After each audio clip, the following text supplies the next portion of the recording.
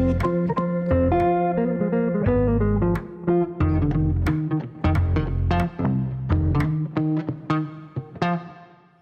guys, welcome back to the Capital Mindset Show. We are your hosts, Austin and Fabio, here for this wonderful 2022. Today, we're going to be talking about Overstock.com, ticker symbol OSTK. We definitely find this business interesting. We're going to be kind of exploring what the business is, who its customers are, what the moat of this particular business is, as well as the financial standing. And then we're going to kind of be plugging it into our discounted cash flow model, which will be available. We've been in contact with the software developer that will be available on our website soon. So without further ado, what are we looking at here today? All right, so this is another one of those subscriber requests. It's a company that you and I have spoken about in private here and there or the better part of last year for different reasons. But I guess we got several requests from different people. So it's actually because Rob the popular investor apparently is talking a lot about this stock as well. So a lot of people want us to kind of give our thoughts about it as well. So. Well, I guess on that note, we can just, standard talk about the price action, and price action has been quite negative in the near term. We saw this massive pullback, but over the course of the last year, we see, COVID-19 was a great, thing that could happen for this company. But, in combination with a bunch of things, I don't know if you knew this, Austin, but they had this crazy, well, some might say crazy, some might not say crazy, but depending on your perspective, it was a weird CEO founder who had this whole thing with a Russian spy or something. And I'm not kidding. It's look into it. It's funny. And then that happened, but then the company transitioned to new management and COVID-19 happened. This business is an online business, so they actually stood to benefit from the closures, because then, where are you going to get your furniture? Not really from the furniture store. The furniture store is closed. A lot more people are shopping online. So they benefited from that movement. And then they had the opportunity to fix the business in a lot of ways, which we'll talk about.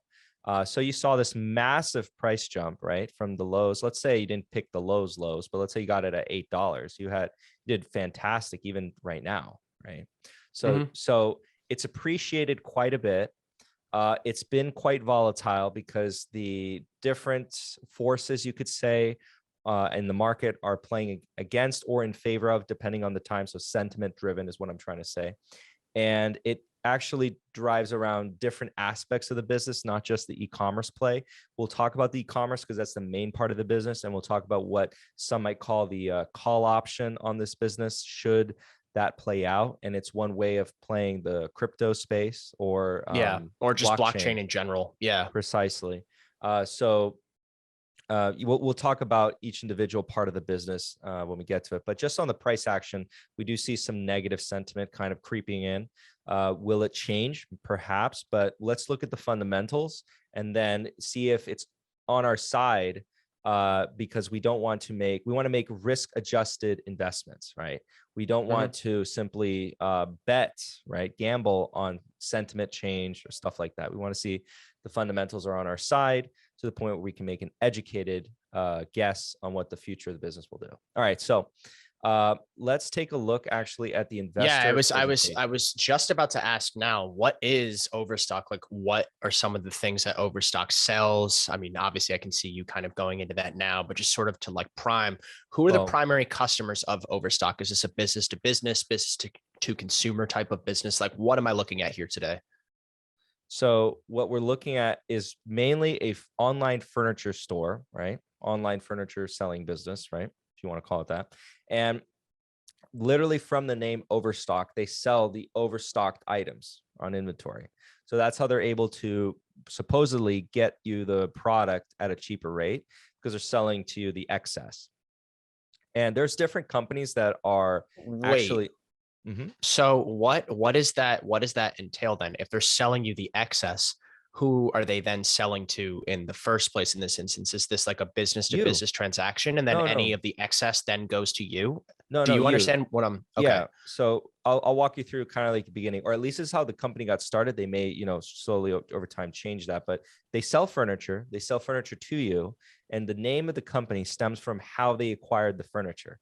So furniture companies, they make, a certain amount of inventory. Any excess inventory, they might want to get off the books, right? They need to get, sell it for some money. Overstock would be there and they'd acquire that merchandise, that inventory, and then they would sell it to you at what we would call, a discount, like a discount chain. There's another company that I may discuss in the future. I haven't introduced this company to you yet, but it's the same kind of business model, except with groceries. All right. Oh, that's interesting. Now you've Yes. piqued my curiosity with that Yeah, one. because I know you like that industry, but we haven't really spoken about it. It's a small company, and I guess we'll do a video on that company. I'm not even going to reveal the name, okay? But it's a similar business model to this. Not many people know about it, and it's growing quite well. But again, we'll do a separate video on that. So this business, basically, you can think of it. It's affordable, kind of like Wayfair. But they have a different strategy. They're a smaller player in this field, Wayfair being the largest. When you think of online furniture buying, a lot of people think of Wayfair. A lot of my friends, they use Wayfair. They've actually, some of them never even heard of Overstock. We can see that kind of in the market cap size between the two. But let's go into the PowerPoint presentation, because again, why do we use the PowerPoint presentation from time to time? Well, because it highlights what management is trying to tell investors. Basically. Exactly. And if you don't like what they're trying to highlight here, trust me, it doesn't get better than this. This is the sales pitch.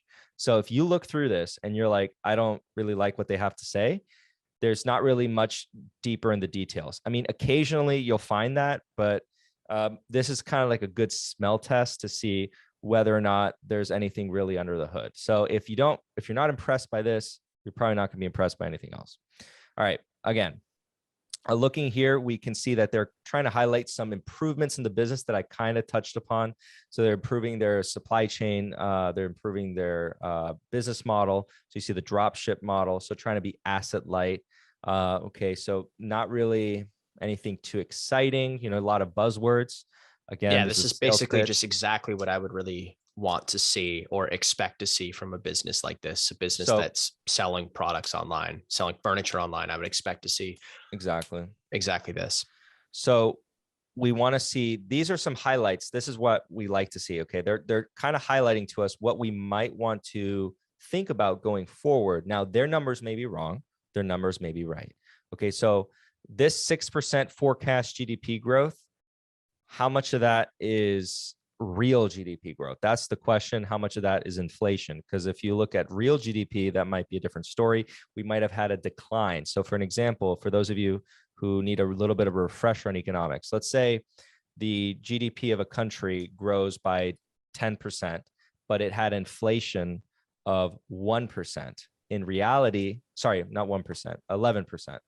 In reality, that 11% inflation annihilates the 10% growth in GDP, and you actually ended up with a contraction, right? But in nominal terms, nominal meaning not accounting for inflation, it did grow. So in nominal terms, 6% may be the case, but is it accounting for inflation? I don't think so, because it doesn't say real GDP. So not necessarily a good tailwind for Overstock. Now, 8% consumer spending. Again, how much of that is inflation versus real consumer spending growth? Okay, questions there. Okay, this part is actually really important. 1/3 of home furnishings purchased in 2020 from online retailers. That's important to note because this is an online retailer, and they are actually moving into some brick and mortar space. They did some partnerships, by the way. I don't want to not talk about that, but they did do that. And then forecasting growth in home sales. I want to know if that's units or if that's by dollar terms, right? Because if it's dollar terms, again, you have asset price inflation. What does that have to do with your growth? I'm assuming that's units. So they're pulling that. If you go back to that slide, they're pulling those numbers from Zillow there. So that would actually be something that I would go and investigate if this was a DD of sorts. In this instance, then. In a DD, we would actually look into those numbers and make sure that's what the case. So this is basically the preliminary. So we're bringing up the questions we have about the business. Yes, to sort of Dawson's guide our highlighted. thinking for when we decide to do a DD. If we decide to do a DD, Yeah. we know just sort of a base point, a couple key ideas, a couple key questions of what we want to look into and what we want to discover more about and really kind of research into. That'll kind of color our initial investment thesis here. But anyways, Because Fabio, those please can change continue. our projections when we get to the valuation part. All right. So Exactly. they announced this buyback program, which cool. We'll find out whether or not the buyback is good or bad. I'm Yeah, and actually also, I'm kind of curious now too. Like they've announced a stock repurchase program, great. However, how much of their compensation to executives might be stock options, and likewise, because would it be an incorrect assumption in this instance to assume that if we're seeing a lot of a stock repurchase program, could that be then nullified if we're seeing stock options? I've seen some YouTubers saying this. I'd like to have your opinion on that. yeah, you want to make sure that it's meaningful, but more than that, because I've discussed in the past differences between dividends and stock buybacks, why stock buybacks can destroy your value for you over time, if done incorrectly, because it depends on the price that the stocks are or the shares are bought back. So if they're bought back at unopportune moments, that's actually value destruction. While dividends is always cash in your pocket, and then you could go and do whatever you want with it. The buyback itself can be done in inopportune moments and can cause value destruction. Okay. But dividends is cash here and now. And so the value has been realized, if I'm making sense. Yeah, So it makes perfect sense. you want to make sure that one, yes, that the buybacks are what we call meaningful buybacks. In other words, the shares are actually going down over time. And then two, that the buybacks are being done at opportune prices. If not, that's value destruction. Okay. So we take a look at the revenue. Okay, cool growth, tons of growth, but then declining versus 2020. And gross margins, okay, growing from 2019, declining from 2020. So this is a story of the business did great in 2020 versus 2019, but now things are normalizing. We've seen this trend, remember, with Corsair that we talked about that Corsair was going through a normalization period. Yeah, and, well, yeah, and also Corsair has a lot of other issues with it too happening right now. Like for instance, the supply chain shortage, a lot of the GPU shortage, a lot of that kind of stuff is really affecting that business as well, because that business is tightly correlated to the PC market. So if people cannot get GPUs at favorable prices, not as many people are going to be building PCs. Therefore, that is likely going to have a detrimental impact on Corsair in the short term, which we've been seeing in 2021. So, all right, and we're gonna stop here with the finance about Overstock, the main business. But just to end off, they have a good amount of cash on hand, and we don't care about EBITDA here on this channel. EBITDA is it's misused oftentimes in valuation metrics because people need to understand that EV to EBITDA is a measure of what you would do if you bought the entirety of the business. And even then, you got to be very careful what you count as excess cash, because you have the checking account of the business. But anyways, it brings on about a mindset that I don't quite agree with, because you're not buying the whole business, you're buying a piece of the business. And the EV to EBITDA, I do count interest and taxes as actual deductions on the actual value of the business. So like if taxes were to rise, that is a real expense, right? The government is literally taking that cash away from the business that now it can no longer give to me. EBITDA ignores that. And same with interest. So interest is a real expense. If I have debt, I have to pay interest before that money comes to me. Depreciation and amortization, we can make a discussion on that. But depreciation and amortization, I'd rather see that, because that's an actual expense too, because you have to reinvest back in the business into assets that then you have to depreciate or amortize over time. So it's a real expense. Some people think it's a fake expense. They think of it the wrong way. It's a real expense, but in cash wise, we don't account for it. But yeah. In that instance, I think it's interesting that you bring up that people tend to think that depreciation and amortization are fake expenses in this instance. We can coin this term on the Capital Mindset Show that it's fake expenses, because in this instance, they are legitimately real expenses. Yes. They are just not, there's just not cash leaving hands when you depreciate a fixed asset or you amortize an IP. There's just not cash leaving, which is exactly the reason why me and you, Capital Mindset as a whole, we like to prioritize the cash that we get in a specific investment itself, and don't exactly, at least me, I don't place a whole lot of credence to earnings per share and stuff like that, and increasing earnings per share. Of course, I want to see the business that I'm invested into being profitable, but at the same time, if it's profitable on a cash flow basis, yet I'm seeing a lot of non-cash expenses on the income side, I'm not just then going to disregard it just because earnings per share is lower, or vice versa. So that's sort of the way that I kind of approach non-cash expenses as well in this instance here. So yeah, and from about a year ago, you come up very long way up on that. yeah, From absolutely, the accountant method of trusting GAAP net income, and yeah, forward PE, baby, forward PE, forward PE. analysts and earnings. That's all you need. Yeah. So what Austin was touching upon there, yes, because you want to take into account the depreciation, amortization. You can take that into account on a cash flow basis into the capital expenditure to grow and invest in the business, because those are real expenses. And we can call that maintenance CapEx. And that maintenance CapEx, you'll depreciate over time. This is not an accounting video. Sorry about that, guys. But we get into it. All right. So one more thing we want to actually discuss, not so much about the core business, but instead about the other products within the Overstock family, and that's T0, right? So T0 is basically this company that you can think of it. I'm going to oversimplify it, but it's part of Medici Ventures, but it's an investment or a play on blockchain technology. And it's a huge buzzword now. So unfortunately, some people look at that and they dismiss it. However, blockchain actually has real world implications. For example, the big four auditing firms are most definitely 100% going to be implementing it more and more and more into, for example, doing audits on businesses. I know the healthcare industry is also looking at ways to implement blockchain technology. I think it's interesting that you bring up that there's sort of a misnomer and sort of yes, there is a negative sentiment towards the word blockchain itself, because yes, yeah, no, I would say not in the general populace. The general populace right now here's blockchain. That's why it is a buzzword, and they go, "Ooh, I'm bullish." But I would say among what some might consider the hardcore investor class, of retail investors. So, I mean, like even on like our channel too, like I've seen people in our comments section that have been supportive of blockchain and Bitcoin and cryptocurrencies, and then I've seen others that absolutely hate them with a passion.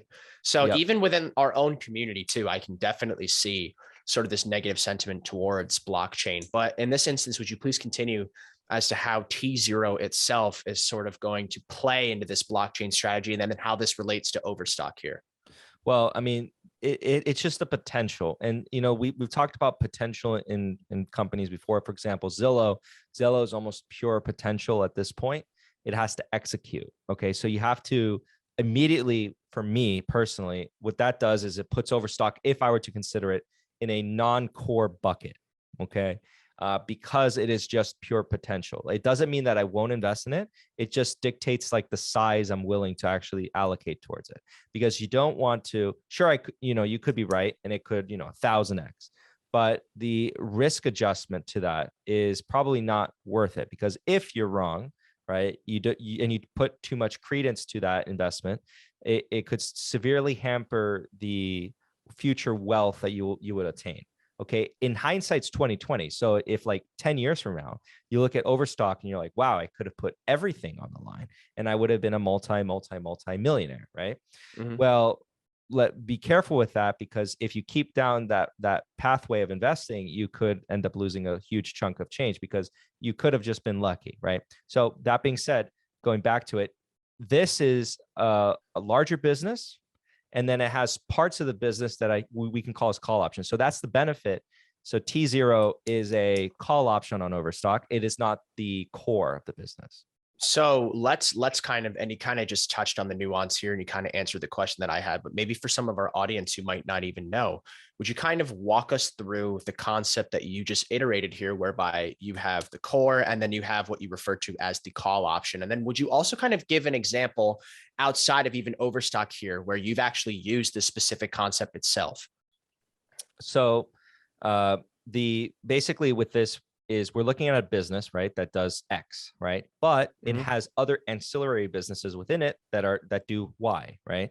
And you're basically, if you're investing it for X and you're kind of looking at Y as something that may or may not be fruitful in the future, then you're doing it probably the right way. So like if you really believe in their X business, right? They do whatever with X, and you ran your analysis and you're like, okay, this is a good investment by what they're doing with X. And then you're not really buying it for what they're going to do with the Y business. What you're doing there is you're actually making a very good risk adjusted investment, right? Because you're not planning on Y, and Y could be something that makes the business, let's say go 1,000x. But if it fails, it's not going to produce anything. If your entire thesis rests on Y's success, you're not really doing yourself any favors by going all in, right? So that means it does change the allocation, because you can allocate perhaps a little bit more unless you're absolutely super bullish on their traditional business, right? And if Y happens, then you're golden, right? So, and I hope everyone was keeping track. X is the traditional business, Okay. and Y is the Okay. ancillary business. So to make sure that I'm understanding here, I bought an investment in Albertsons initially last year. Then when the price went up and then the price went down, I know, beautiful usage of the English language right there. But when the price went up and the price went back down, I put it into the model, retested my assumptions. And then I read there that Albertsons had actually partnered with Google, and they were going to try to make strategic maps whereby you would click it and using machine learning, it would build your grocery list for you. In this instance, then X is me investing in Albertsons because I liked the business. However, Y, the call option, would be potentially betting on the uncertainty, that Yeah. Albertsons would and the Google partnership would actually go through. And then from there, I didn't allocate a huge portion of my portfolio to that because of that. Am I understanding this concept correctly? Sort of, because that's not really the same thing, because that's Albertsons still engaging in its core business. It's just pursuing a different way of doing that same core business. What we're talking about is a core business and then another business that is entirely separate to that business, but can be related in some obscure way. So for example, blockchain technology, Overstock may actually use it for inventory management. In that case, it's the same. Or like another one is AWS and Amazon. So AWS is used by Amazon to perform its daily routine. However, it's a separate kind of business. You have a cloud business and you have an online retail business. They work together. And then again, like how Overstock might use blockchain to make inventory management a little bit easier, but they're still separate businesses. Like you could feasibly separate the two. That's what you have to check for. Can you separate the two businesses, and can they operate independently? That's how you can kind of know whether or not you have a entirely separate business that has a call option on it. I would argue AWS provides a stupid amount of value for Amazon today. And I think it's more valuable than the traditional retail business. Interesting. So basically the key tenet is what you're trying to say is that if you can separate the business from itself, then that could be the potential call option. However, in this instance, if you can't exactly separate the business, whereby can't is just sort of, that's more of a direct saying to something that I'm thinking implicitly in. But if you can't separate the business in this instance, so let's say, even though Amazon and AWS are two different businesses, they work in tandem with one another. If you can't separate the business, then that's part of their core business. Am I understanding that correctly? Sort of. Yeah. Yeah. Okay. So that's how you have to, that's like a test whether or not it is a call option or not. Because if it's the same, and when we're saying call option, we're not literally calling call option. We probably should call it something else. A different potential separate from the main business that they're looking at in the present day. Because today you can't say that about Amazon. Amazon, as a whole company, Amazon Web Services is a core business. But in the past, right, going backwards in time, it was this, extraordinary potential within the business, and their core business was an online retailer. Does that make sense? So Overstock's main business is selling furniture. And then they have this other business here on the side that does a whole different thing, right? And if that is extremely successful in tackling its problem, then the value creation will be tremendous. Again, Okay, perfect. if you are investing in the main business of Overstock, and then you're not investing it for that other reason, that extraordinary potential, and you think that the potential just in the main business is great, then if that happens, you're going to be really happy. But it does change the allocation, because if you're saying the only reason why I'm investing in it is because of T0, then that would be a speculation, because that's just potential. It's raw, pure potential. Now, if we look through the numbers and we say the core business is great, the numbers are great, and I don't even want to value T0. I want T0 valued at 0. Then that's a little different. That could be arguably a core position. You can make that argument for someone. Yeah. All right. So Yeah. going back to the PowerPoint and then pretty much finishing up here and going right to the model, that's what we want to look at. We want to focus on T0 as the other one. We have bit over here, but focusing on T0, as most people might know T0. All right.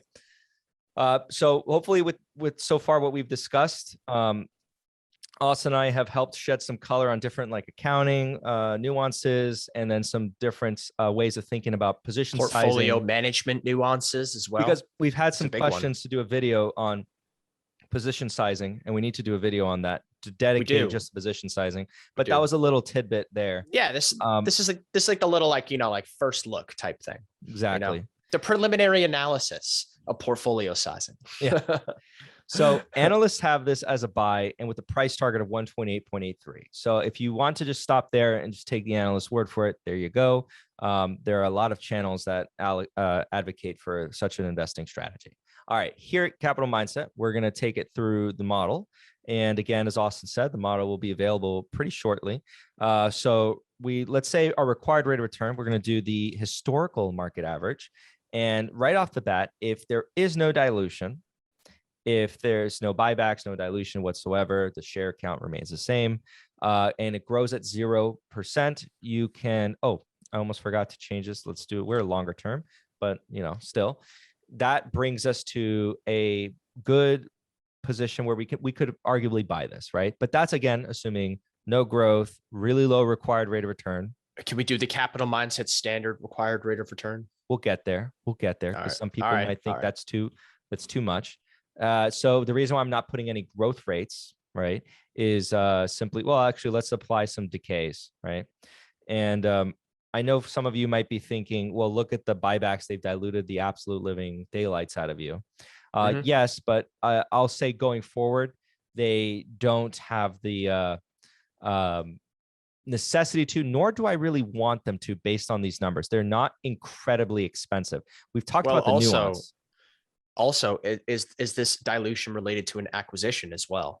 Because negative 12% dilution over the past years, I would assume this is an aggregate. This is an average.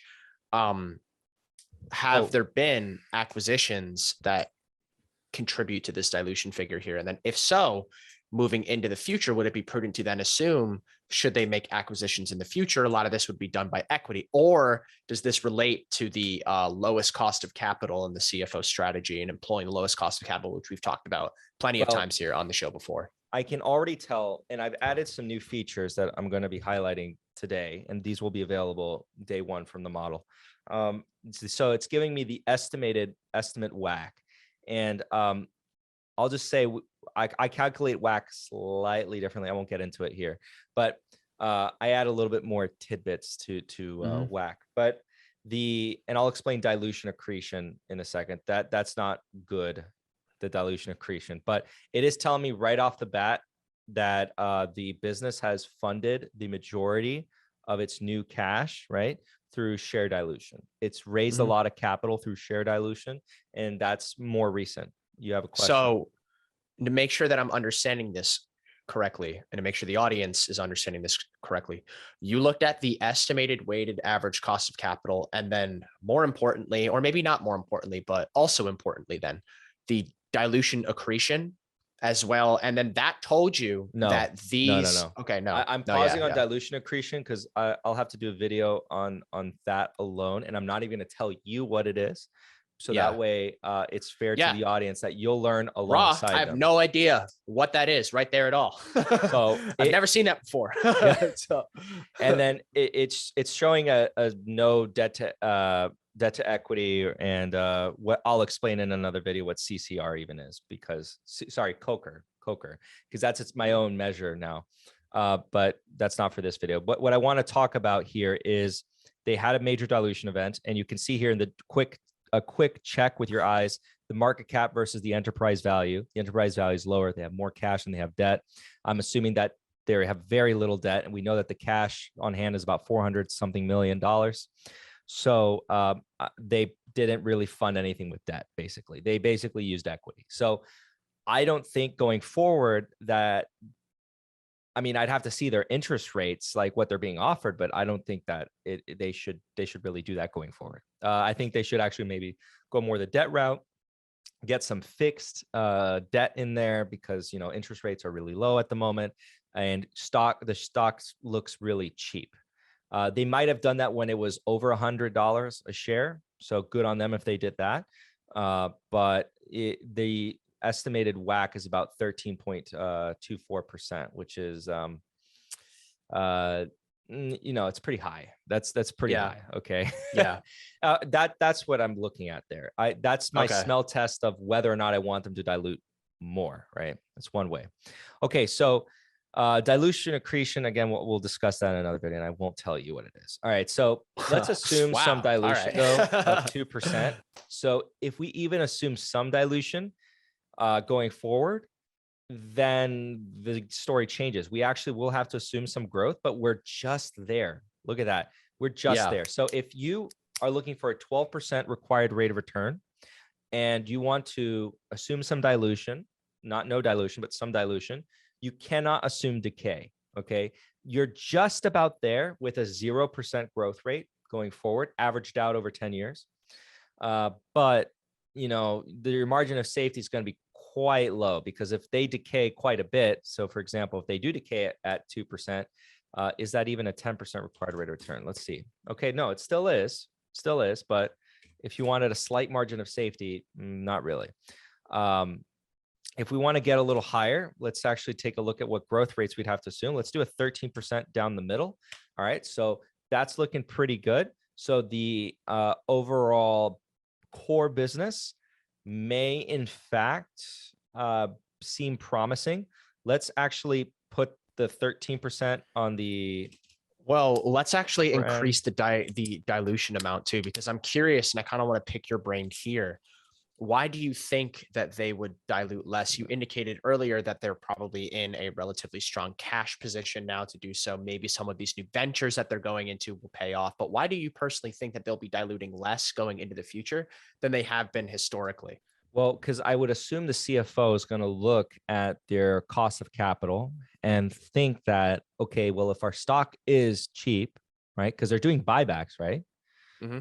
So a couple of things. If they're going to keep diluting you and then do the buybacks, one, you're seeing management being wasteful, just absolutely wasteful. So they got to pick what they mean by that. If they're doing $100 million buyback, they better think the stock price is cheap. If they think the stock price is cheap, they better not be using equity to fund, you know, future investments, because they think the stock is cheap. That's expensive. So I'm assuming that the management is somewhat capable. Competent. Yeah. Competent or capable of acknowledging, you know, the cheapness of their stock or the expensiveness of their stock.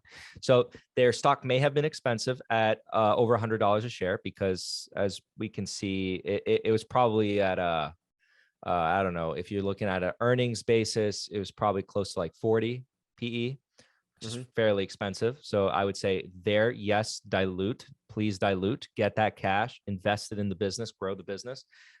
That's a low cost of capital. However, now, and that's where the estimation comes in, the models tell me it's going to be very expensive if they continue to do what they're doing. Okay. So yeah. They're not, I don't think they will. I don't think they will. So I think the dilution will either come down or it will be positive, which means buybacks. Okay. If that's the case, you know, it's a little more interesting. So basically, from everything, what I'm assuming here, I think on the high end, I will assume, let's actually assume 13% on the high end, and let's change this down to 10%, and let's change this down to like 6%. Okay, so if we are absolutely certain that this is the range in which it will perform in terms of growth, and I want to use those weightings, it says I can allocate about 10.26% of my portfolio, which indicates a core holding. Now, if I were to say an even weighting, because I'm absolutely not sure, I have no idea whether or not 4 or 2, which one's more likely than the other. I have to allocate a lot lower because, and by the way, I could customize this when we give the model, and everyone can access the model on our website. Everyone will be able to change these soon. Yeah. Yeah. Soon. So you Not can quite change yet, but soon. Yeah. Exactly. You can change like what you want to put the weighting to. And for example, if you think like, 13% is the most likely, you can put whatever you want, but it's a little bit of the art. It's only going to be as good as your inputs, right? And then lastly, but not least, let's throw in the capital mindset standard and give ourselves a huge margin of safety. This tells us we have to be sure that the growth will be around 13% going forward for the next 10 years. Let's see if we can assume 12%. We can assume 12. Let's see if we can assume 11. We can, in fact, assume 11%. So 11% or more is 2% dilution in this instance as well. Yeah, you got it. Yeah. So this is all with the core business. We are not thinking about T0. So this is a good risk-adjusted bet. Not bet. See, the thing. Remove that word. Investment into blockchain. Okay, perfect. And then the other thing about this too is that we saw on their investor presentation that they actually announced a share buyback recently as well. Yeah, that's what. Yeah, I was talking about with the. Yeah, so I'm kind of curious now. What if we just take the buybacks and then we put no? What then can we assume with the capital mindset standard margin of safety in this instance? I'm just curious. Of course, some people also probably are thinking that. So no here, and 7%. In this case.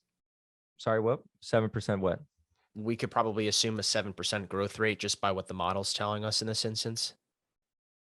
7% where, Austin? Sorry. In growth rates, that 6%, just change that change it to 7? Yeah. Yep. Yeah. So it's like right there. It's right there at 7% growth. Yeah, exactly there, actually. Yep. So if we don't assume that dilution, we just assume neutrality. So let's say they use it all in stock options for the perpetual future. You'd have to assume about 7-point-something% growth, and you'd be able to achieve that. Again, it's telling you a recommended weighting because I'm saying that 4% and -2% is equally as likely as the other 3. So keep that in mind. Again, that's a poll. We don't use that as a definitive allocation strategy. It's just, like a smell test, as a lot of things are. It's a nice goalpost that you don't actually have to score in to get the points. So I think we can look at the key ratios, and maybe we can spend a little bit more time because some people have some questions on what the ratios are. We'll dedicate a full video, but I'll go over a little bit more than what we've been doing lately. And I can kind of help you through this too. In this instance, because we're seeing a very inventory heavy businesses, inventory ratios would matter. So before we sort of jump into all of these, one of our favorite ratios to use is the cash conversion cycle. And we'll be kind of explaining that today too, and what the implications of that are, especially for Overstock here. So but before we do that, let's go down the list so we don't get too disorganized. Come from least complicated to the more complicated. But right here you have the liquidity ratio. So liquidity ratios is the most current, form. So like what they so you have like the cash ratio, which is taking into account the cash versus current liability. So that's everything within the next 12 months. Okay, that's what you have to separate: liquidity versus solvency. Solvency is longer term, right? So liquidity, just current. So with the current ratio, you want to see this above 1. It means that the current assets cover the current liabilities. So above 1 is good. Cash ratio, if you see this above 1, great, because that's the most conservative liquidity ratio. That's why we have them there. So the current ratio, broad; cash ratio, very conservative. If they're both above 1, fantastic. Very healthy. No, not really at risk of going bankrupt in the near term. Going to the solvency ratios. This is longer term. This takes into account the totality of assets and the totality of liabilities. Okay. What do you notice, Austin? And by the way, for everyone watching, on the right-hand side, we have the which is better column. And it tells you what direction you want to see these going. Okay. So you can follow along and kind of see that. If we don't mention it or forget to, you can see that and you can say, okay, that's improved or that's gotten worse. The total debt ratio takes into account the entirety of the debt, right? And we want to obviously see that be going down, and it compares it to the assets of the business.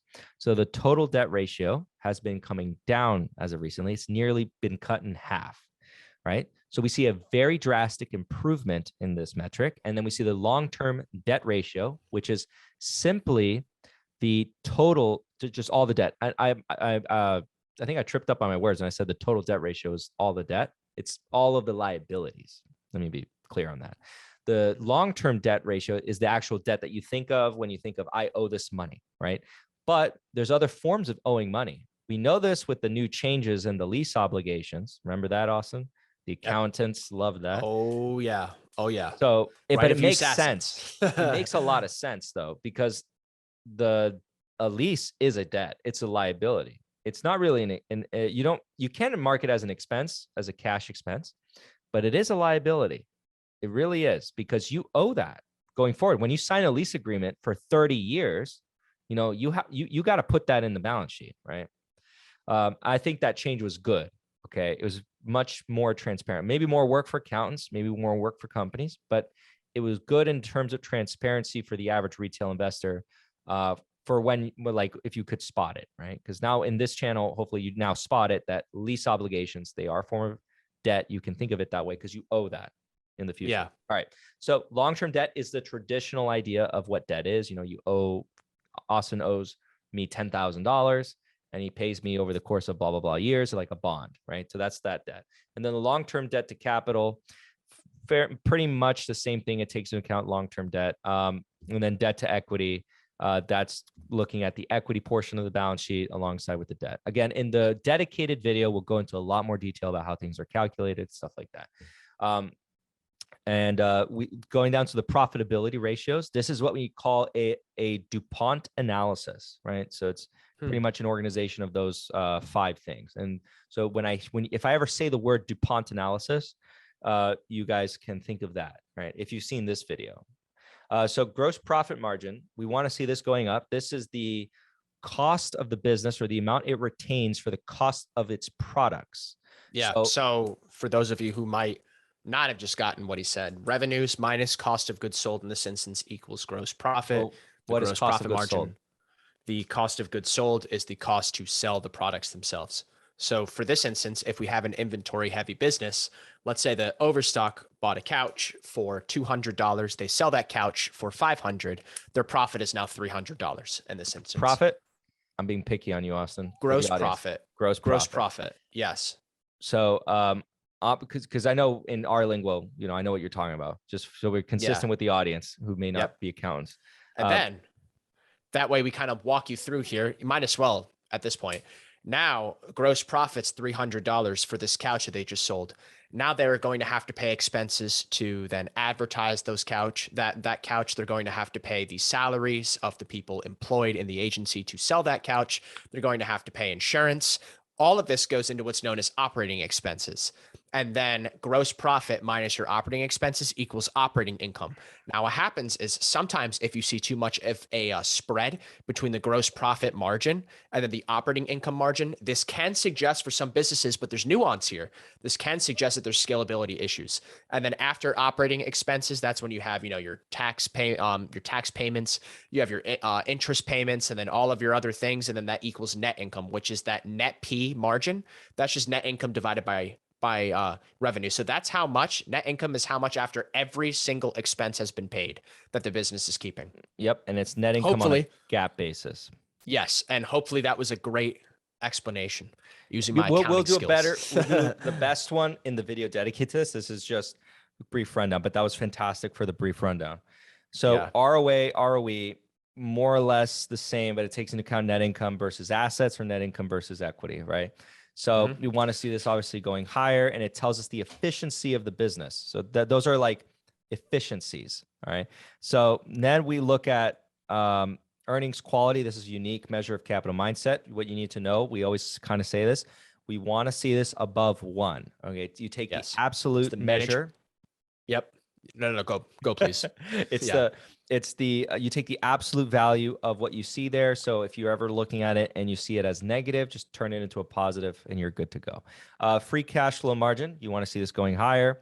And then EPS is earnings per share, pretty self-explanatory. Free cash flow per share is Wow. FCFPS. We want to see that going higher too. And then we want Yeah. to see book value per share. I want to tell everyone that I had to normalize the cash flows. By the way, in this model, there were some one-time cash expenses that I don't think are going to be happening in the future. So I normalized it for the following year. So it's an estimation. So because I did that, I forgot to mention that, and hopefully we might have to like put like a comment down below that I did that because in the model, you want to use the higher discount rates because I did that. Okay. So normally when I make adjustments like that, and I'm guesstimating or not guesstimating, readjusting numbers, I always discount it higher just in case I'm wrong, right? To add to the uncertainty. Book value per share. This is pretty much the amount that the business is worth supposedly if it sold everything, right? And it just liquidated. So if you notice some of the prices at these following years, so if I look at 2019, 2018, it was trading at book value around that times.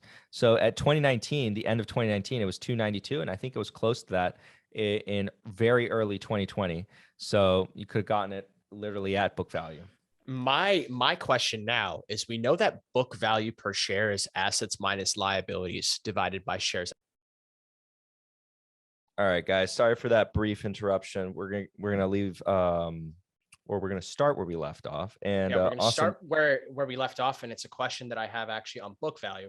Mhm. So we know that book value per share is assets minus liabilities divided by shares outstanding. In this instance, you've indicated before in some prior videos that we have that in some industries you care more about book value than other industries. However, if book value is just simply assets minus liabilities, or the assets that you as an owner are entitled to by owning shares in this business, why is it that then you make these discrepancies, you make these differences between caring about book value in particular industries or particular companies, and then not caring about book value in other industries or companies? Am I making sense with what I'm saying? Yeah. Well, it just depends on the type of business we're looking at. So asset light businesses, I'm not going to care about book value. Asset intensive businesses, I'm going to care about book value. I'll give a brief example. For example, banks, insurance companies are asset heavy businesses. So you look at their balance sheets, they have a ton of debt instruments on the balance sheet. So a lot of assets. So you want to be paying closer attention to the book value per share as a flagpole for value. When you look at something that's like a software business, you're not going to put as much weighting on the book value simply because it's an asset light business. So there's not really a way for you to properly value, for example, the brand of something. Like, for example, you'd say Coca-Cola. Well, Coca-Cola's brand is immeasurably valuable. So how do you put a value to that? But you can put value to their assets, like their distribution channels, any trucks they have, stuff like that, because that's something that they could feasibly sell, and then anything extra is icing on top. So you also want to be careful as to what you're including in that book value. Be careful about your inventories, right? So inventory values I think a good example is technology, like for example, TVs. So you have a year-old TV. As the new TVs come out, the older TVs aren't going to be valued the same. So you have to write those probably down. So you want to be careful not to just take the value of inventory at face value. You may want to be a little more conservative. The most conservative you can be is just eliminate the value of inventories. And if you still get a decent book value, if you care about that for that business, then you should be okay, because that's a good margin of safety.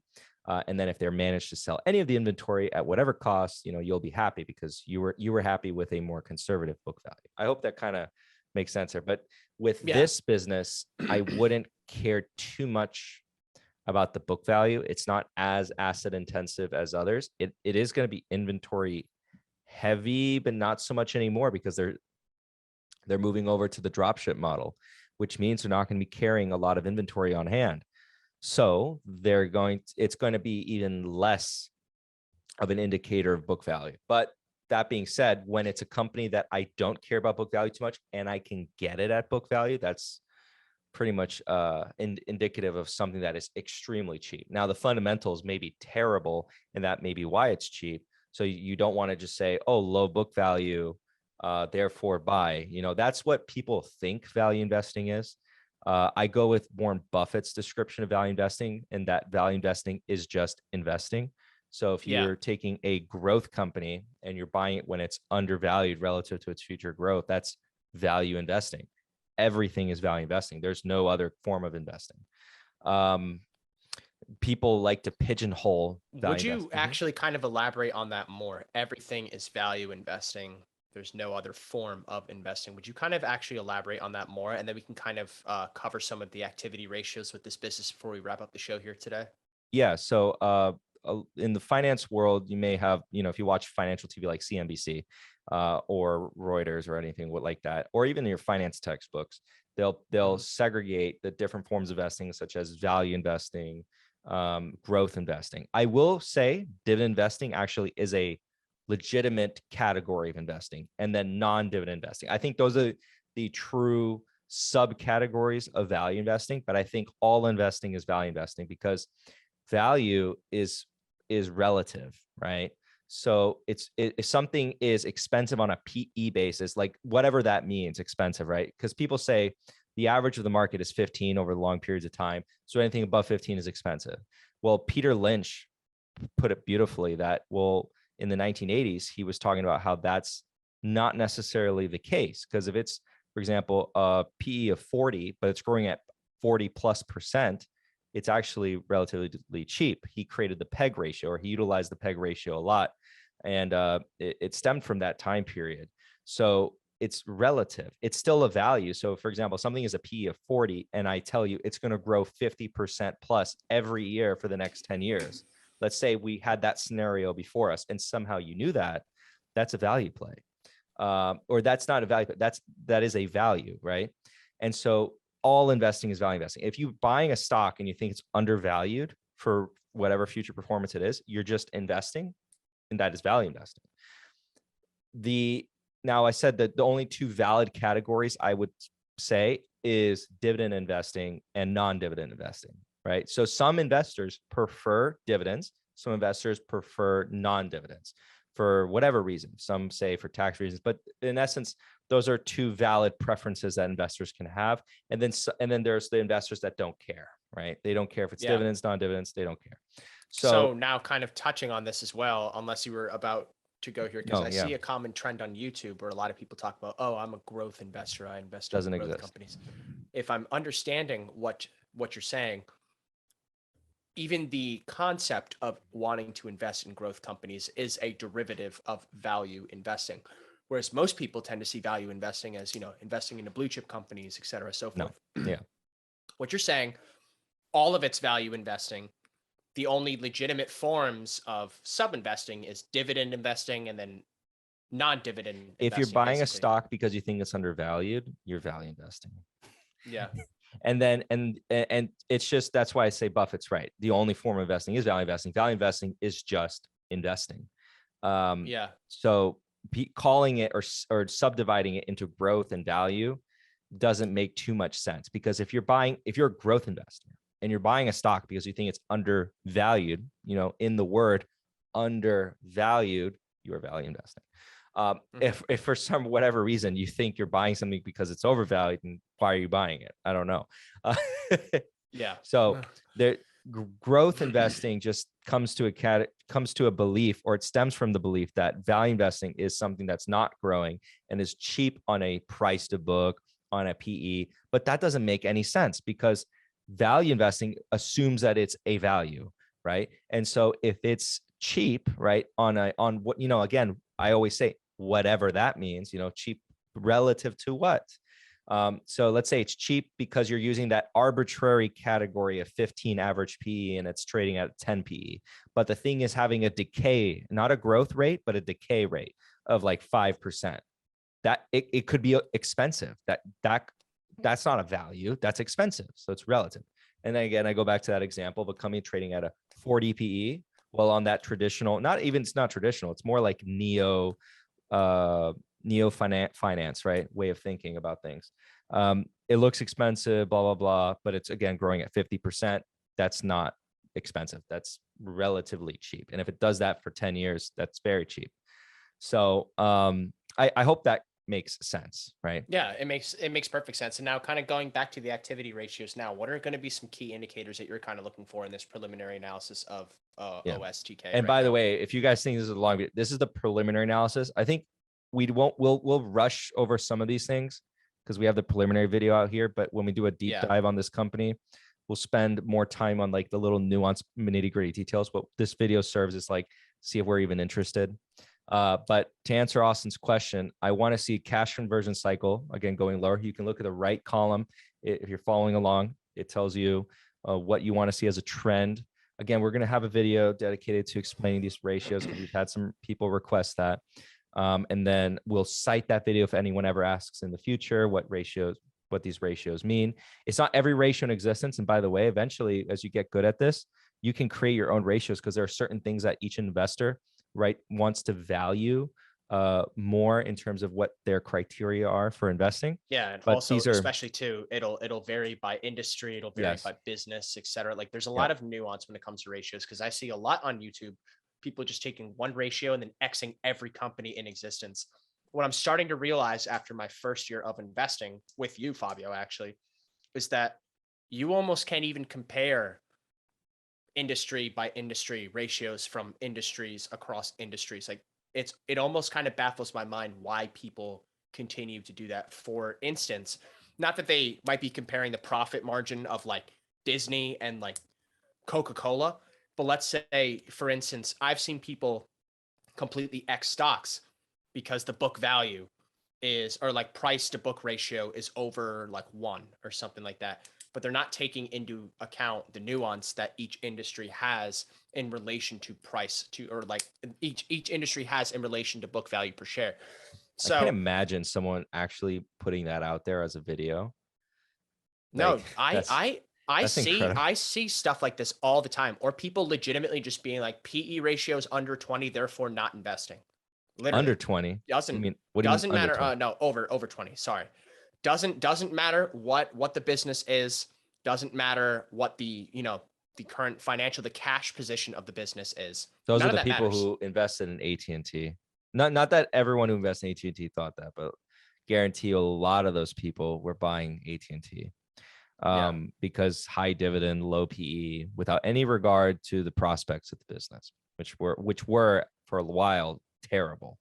yeah. We weren't making videos back then, but I had a very negative opinion about AT&T for quite a I long still time. have a negative opinion. AT&T, Um, Verizon, I have a very negative opinion about those we'll companies, but we'll discuss make that in another a different video. video. Yeah, yeah. So anyways, going back to the activity ratios, what we want to see again is improvements in the places we want. So for example, inventory heavy business, well, not so much anymore, but they move inventory. So they hold the inventory for a little bit. If they're going to do the drop ship model, they're not going to necessarily keep the inventory for long periods of time, but we want to see movement.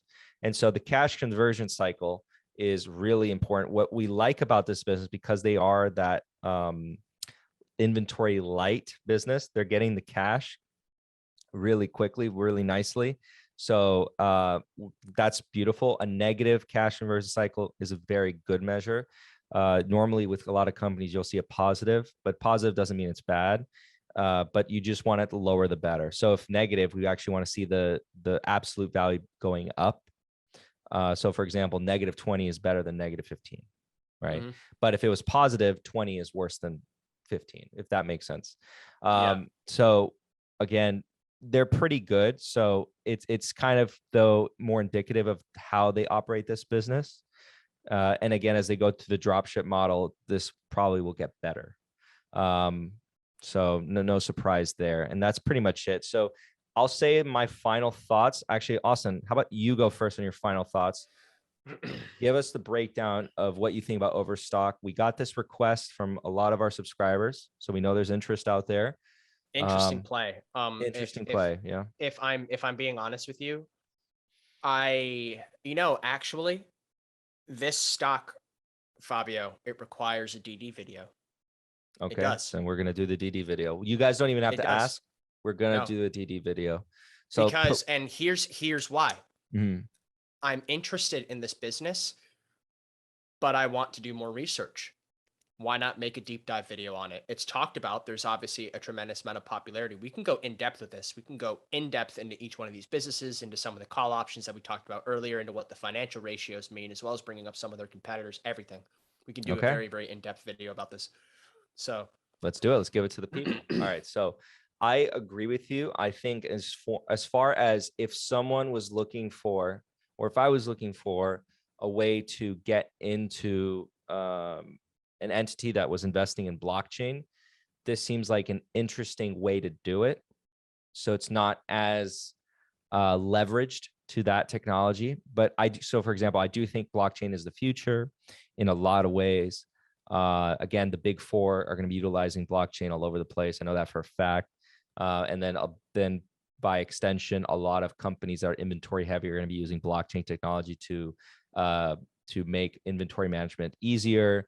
Again, I think no, Overstock. that is going to revolutionize Yes, inventory management. yes. Blockchain technology will revolutionize it. NFTs, but like No, the yeah, technology behind the NFT, most definitely. And with the ability, for example, for stock exchanges to actually represent shares ownership in companies through blockchain, that will be a game changer. It will make it a lot quicker, a lot more secure. It actually can minimize costs in exchanging of stock and cash. We're not looking at the aspect, the whole, cryptocurrency is actually another side thing that Overstock has exposure to, but it's not the main premise of what I'm excited about. What I'm excited about is yeah. the application of blockchain, that they have the potential to solve a big world problem that they can be very well compensated for if they solve it. And what is this market cap? I think it's like like 2 billion. So potential is there. So what I think of it when I'm buying this, I'm buying an online furniture retail company with the added off chance potential that it becomes like, I don't know, the next ICE stock. If people don't know what ICE stock is, that company just prints money. This could become that. But it's just potential. You have to be aware of that. And so because of that, even if we do the deep dive video, it won't become that much of a core position because I'm not so bullish on the retail side of the business, but I'm excited enough that it's not a bad business. And it has that potential there. So I'll make it a size. If I decide to invest in this company, I'll make it a certain size that I will still feel the upside if I'm right, but if I'm wrong, I'm not going to care. That makes Yeah. sense. Yeah. And that makes perfect sense to me. And just sort of like the added lesson that I'm kind of drawing from this too. If I was to make Overstock a part of my portfolio as well, I would probably choose an allocation strategy whereby it's a smaller portion of my portfolio. And then this is a preliminary thought. I have not done a deep dive yet. I would make it smaller because I'm only necessarily bullish about this potential blockchain potential. Like I don't exactly see a feasibility where a drop shipping model with furniture is really something that would make its way onto my personal portfolio. This is just my personal opinion. Where I would invest in Overstock after a DD, first of all, after a DD is in the future potential of this blockchain technology that they might further employ. But those are just my Yeah. thoughts. So Yeah. to remind everyone, earlier in the video, we discussed position sizing a little bit, and that Mm-hmm. I explained